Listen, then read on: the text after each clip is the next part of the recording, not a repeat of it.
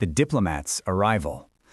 The transport shuttle descended through layers of violet clouds, and Cale Hendricks pressed his palm against the viewport, watching Aetheris emerge like a jewel floating in space. The planet's surface glowed with natural bioluminescence, rivers of light threading through crystalline forests and cities that seemed grown rather than built. After 3 years negotiating hostile treaties on the frontier, he'd almost forgotten that beauty like this existed in the galaxy. "Commander Hendricks, we'll be landing in approximately 4 minutes," the pilot announced. "The Empress's honor guard is already assembled." Cale straightened his diplomatic uniform, checking his reflection in the polished metal wall. At 32, he'd earned a reputation for resolving conflicts others deemed impossible. But this mission felt different.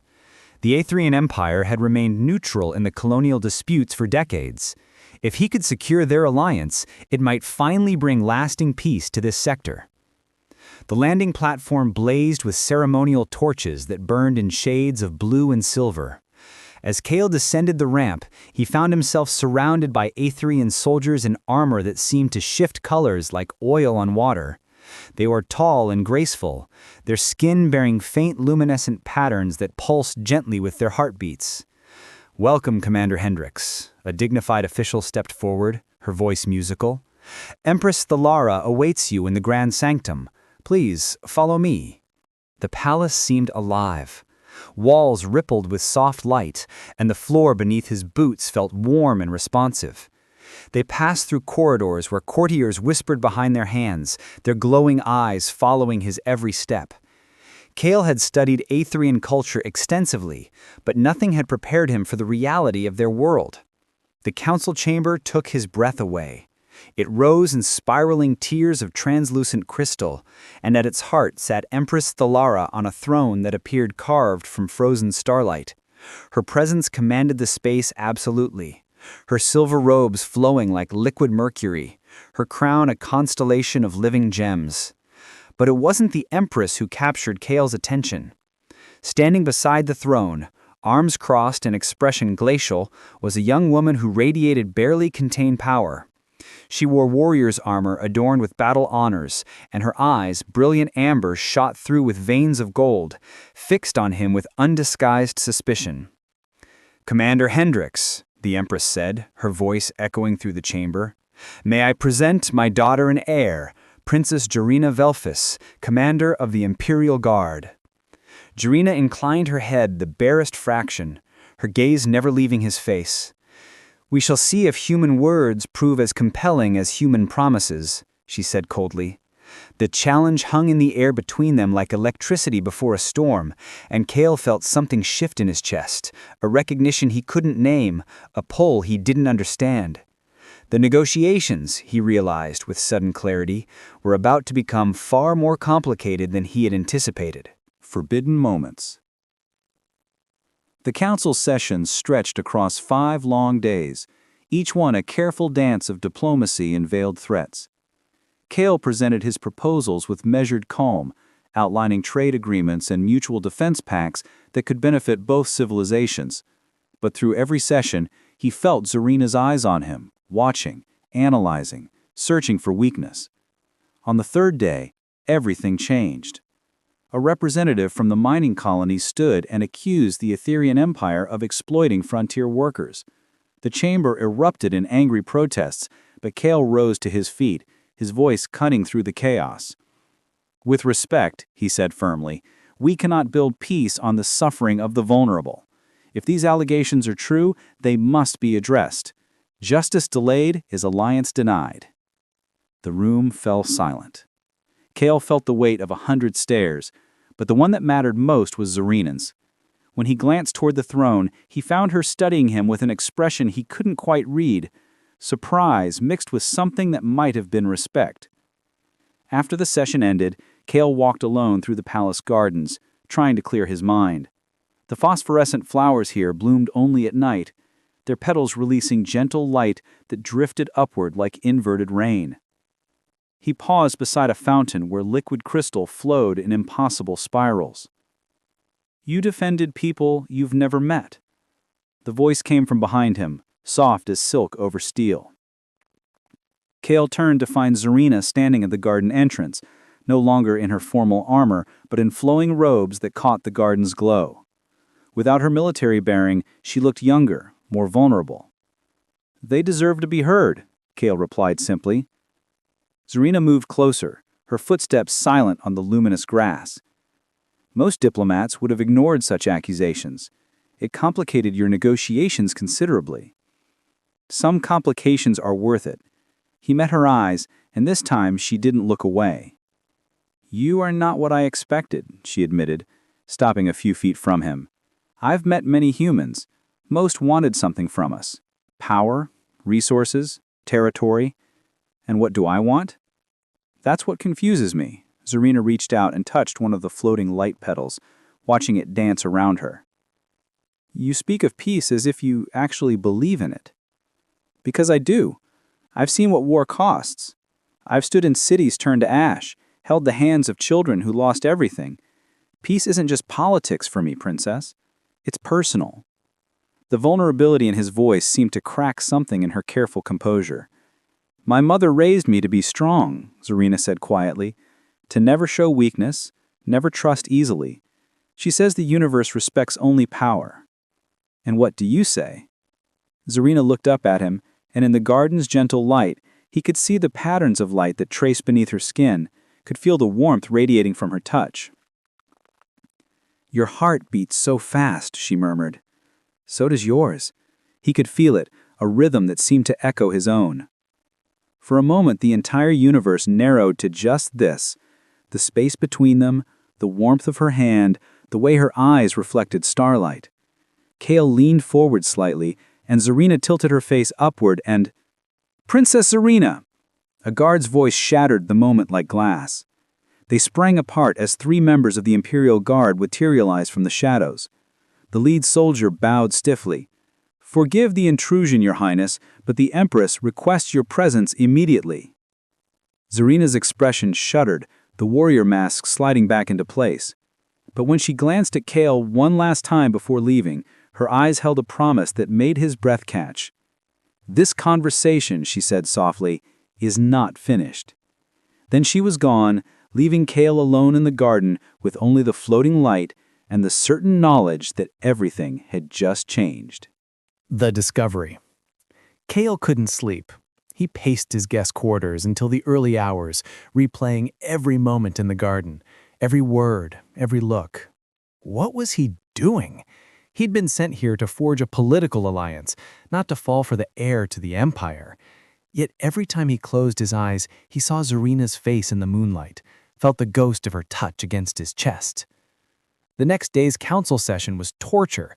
Zarina sat beside her mother, her expression perfectly neutral, but twice their eyes met across the chamber, and both times Kale lost his train of thought mid-sentence. When the session finally ended, he found a small crystalline token on his seat, a traditional Etherian message stone. When he pressed it to his palm, Zarina's voice whispered directly into his mind. "The Aurora Cascades. Midnight. Come alone." The auroras were located at the highest point of the palace, where naturally occurring energy fields created waterfalls of pure light that flowed upward into the sky. Kale arrived to find them empty, except for Zarina, who stood at the edge of the platform with her hair loose and her face turned toward the stars. "You came," she said without turning. "Did you think I wouldn't?" "I hoped you would." She finally looked at him, and the raw emotion in her eyes stole his breath.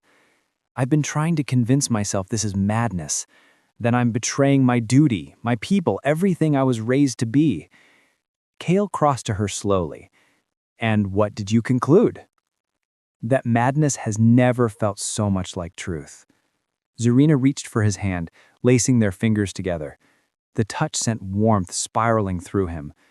"Tell me I'm not alone in this feeling." "You're not alone," Kale breathed. "Zarina, since the moment I saw you, He never finished the sentence. She pulled him close, and then her lips were on his, and nothing else mattered.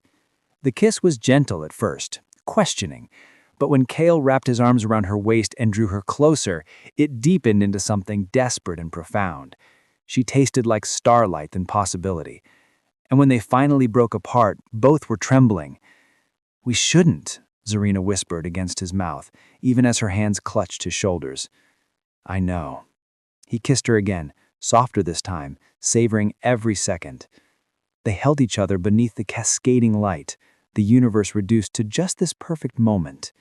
Zarina rested her head against his chest, and Kale buried his face in her hair, breathing in the subtle scent of exotic flowers and something uniquely her.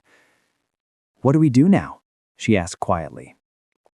"I don't know," Kale admitted, "but I know I don't want to let you go." Neither of them noticed the figure watching from the shadows of the upper gallery. Empress Talara stood frozen, her hand pressed to her mouth, unable to believe what she was witnessing. Her daughter, her fierce, disciplined warrior daughter, was wrapped in the arms of the human diplomat, kissing him with an abandon that spoke of deep feeling. "A human stole my daughter's heart?" Talara whispered, the words barely audible to herself. She'd come to the Auroras seeking solitude, time to contemplate the treaty negotiations.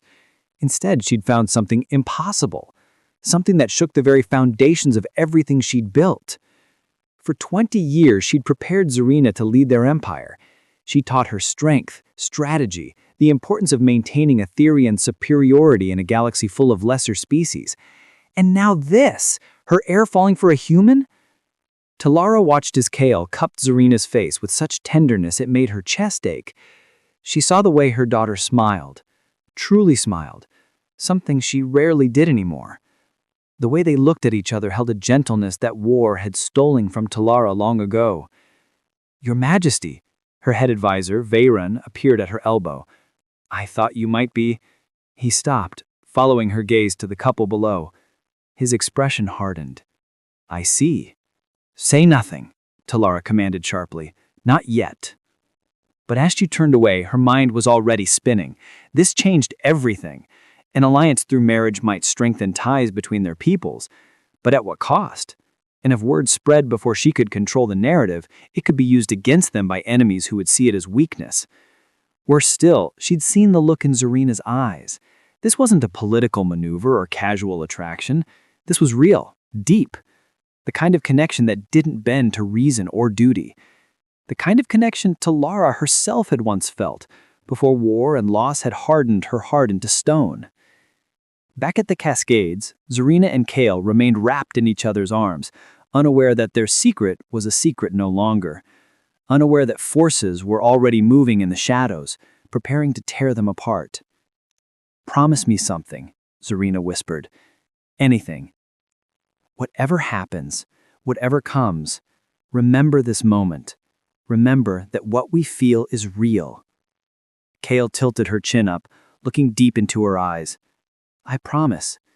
Nothing in this galaxy could make me forget you." He kissed her again as the auroras blazed overhead, two hearts beating as one beneath an alien sky, while the first seeds of conflict took root in the darkness below. Hearts in conflict. The summons came at dawn. Kale was escorted by 4 armed guards to the Empress's private chambers, a room he'd never been permitted to enter before. Falara sat behind a desk of polished obsidian, her expression carved from ice. The warmth he'd occasionally glimpsed during negotiations had vanished completely. "Sit," she commanded. Kale obeyed, his stomach nodding with dread. Somehow, she knew. "I will be direct, Commander Hendricks." Falara's voice was sharp enough to cut. "You have crossed a line that should never have been approached. My daughter is not some prize to be won through charm and whispered promises." "Your Majesty, I never intended—" "Silence." The word cracked like a whip. "I saw you, both of you, at the Cascades." She rose, moving around the desk with predatory grace. "You stand there with your human sentiment and pretty words about peace, and you dare to touch the heir to my empire."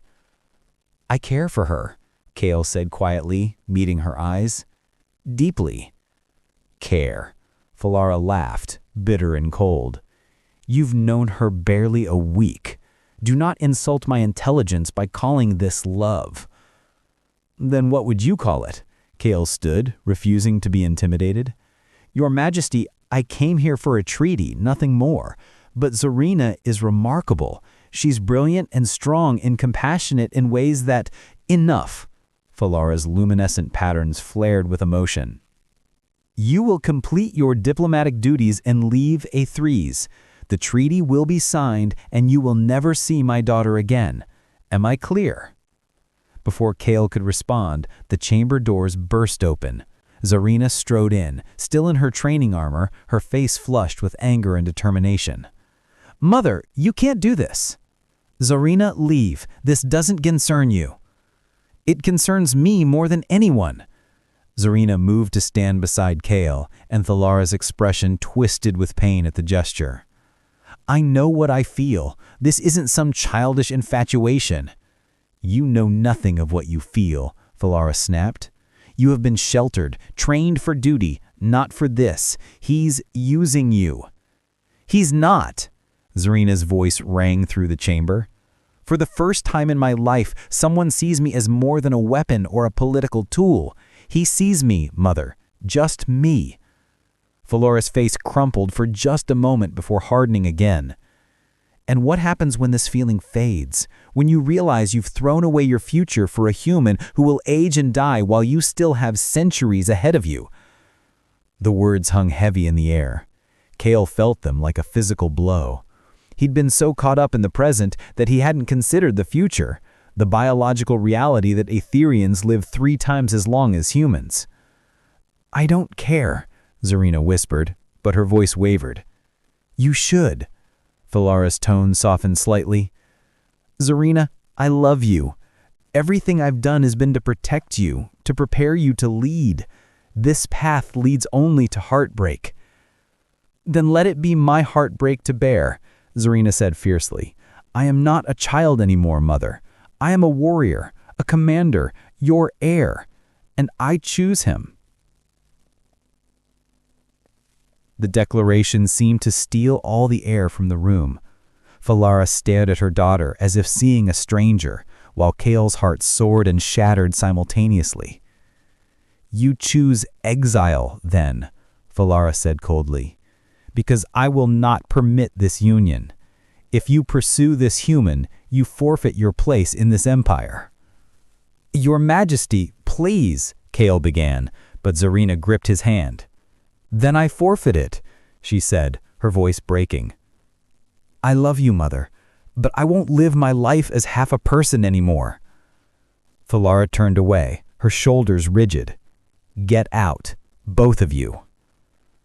They left in crushing silence.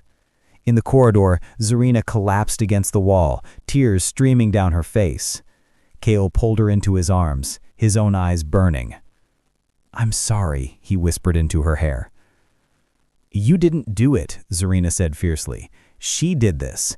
She's so afraid of weakness that she can't see strength when it stands before her. Before Kale could respond, Veyron appeared, his expression grave. Princess, Commander, you both need to come with me. Now. What's happened?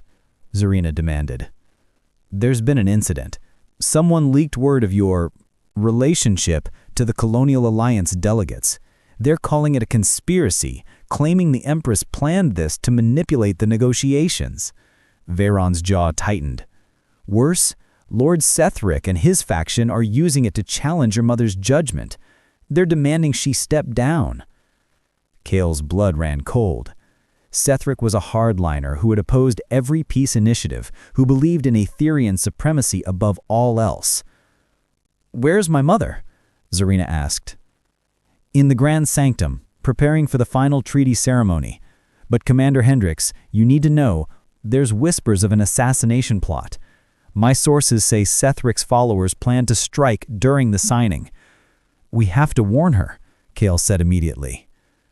Zarina was already moving, but Veyron caught her arm. Princess, if you appear at the ceremony together, it will only fuel the fire. They'll use it as proof of corruption. I don't care, Zarina said. My mother is in danger. She looked at Kale, and in that moment, she saw the full measure of her courage. Despite everything Thalara had said, despite the threat of exile, Zarina would still risk everything to save her mother. "Together?" she asked, softly. Kale took her hand. Together. They ran through the palace corridors as alarms began to sound in the distance, their hearts pounding in rhythm. Two people from different worlds, united by something stronger than politics or fear. United by love and by the desperate hope that they weren't already too late. Love across the stars. The grand sanctum was in chaos. Delegates from a dozen worlds shouted accusations while Etherian guards tried to maintain order. At the center of it all stood Empress Thalara, her face a mask of controlled fury as Lord Sethric and his supporters surrounded the signing platform. "You have compromised our empire's integrity," Sethric declared, his voice booming through the chamber. "Allowing your daughter to consort with a human, using their relationship to manipulate these negotiations." "I have manipulated nothing," Thalara said icily. "And you forget yourself, Lord Sethric." "Do I, or do I simply see what you refuse to acknowledge? That you have grown weak? That your judgment is clouded by—" Sethric never finished his sentence. One of his guards suddenly drew a plasma blade and lunged toward Thalara. The Empress moved with warrior's instinct, but she was surrounded, trapped by her own people. "Mother!" Zarina's voice rang out as she and Kale burst into the chamber. Everything happened at once. Kale threw himself in front of Thalara, taking the blade strike across his shoulder instead of her chest. He went down hard, blood spreading across his uniform. Zarina roared in fury and engaged the attacker with devastating precision, her combat skills on full display as she disarmed him in 3 moves. More attackers emerged from the crowd, and suddenly the sanctum became a battlefield. But Kale, despite his injury, had spotted the pattern. "It's not Sethric!" he shouted through the pain. "He's surprised too! Look at his face! Someone's using the chaos to kill you both!" Thalara's eyes widened in understanding. She and Sethric locked gazes for a split second before both warriors turned to face the real threat. Members of the Colonial Alliance's extremist faction who wanted to prevent any treaty at all. "Protect the Empress," Sethric commanded. And suddenly, the Etherian forces were united. Zarina fought her way to Kale, pressing her hands against his wound. "Stay with me," she pleaded, her tears falling on his face. "Not planning to go anywhere," he managed, smiling weakly.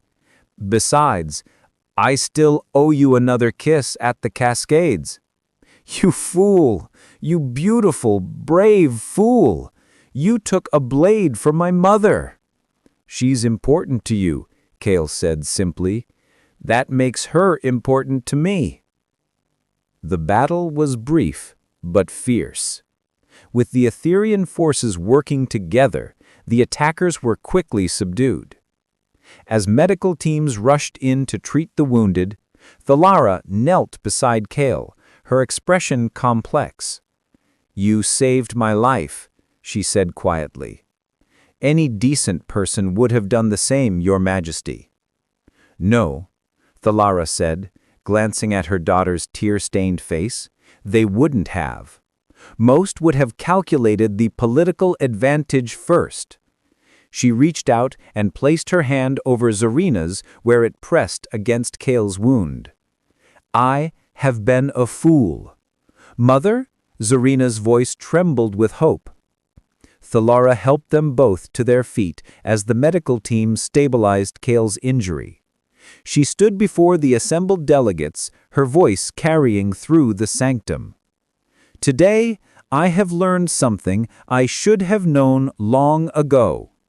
True strength is not found in isolation or pride.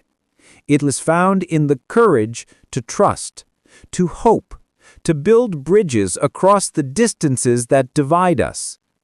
She looked at Kale and Zarina, her eyes shining. My daughter, I raised you to be strong. I see now that I also raised you to be wise enough to recognize love when it finds you. And you, Kale Hendricks, have shown that humans possess depths of courage and compassion that I had forgotten to look for. She turned to the crowd. The treaty will be signed, and furthermore, I give my blessing to my daughter and Commander Hendricks. Let their union be a symbol of what we can achieve when we look past our differences to see the hearts beneath us. The chamber erupted in shocked murmurs, but Sethric stepped forward and bowed. The Empress shows wisdom, he said loudly. I was wrong to question her judgment.